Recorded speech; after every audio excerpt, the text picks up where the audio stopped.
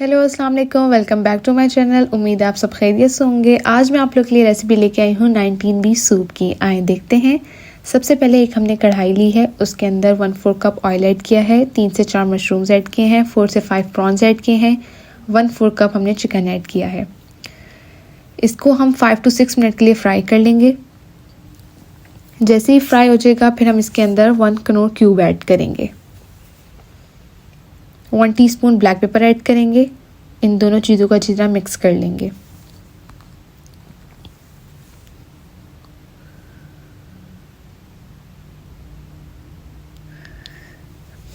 जैसे ही दोनों चीज़ें मिक्स हो जाएंगी, इसके अंदर फिर 1/4 कप हम कैरेट ऐड करेंगे।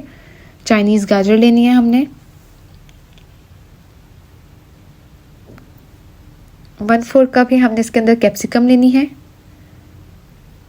इन दोनों चीज़ों को अच्छी तरह मिक्स करेंगे। फिर हम 1 tablespoon simple soya sauce add करेंगे। 1 टेबलस्पून इसके अंदर हम डार्क सोया सॉस ऐड करके 1 लीटर हमने चिकन की यखनी ऐड करनी है इसके अंदर। ठीक है जी, ये ऐड करके हम इसके अंदर एक बॉयल दिलवाएंगे।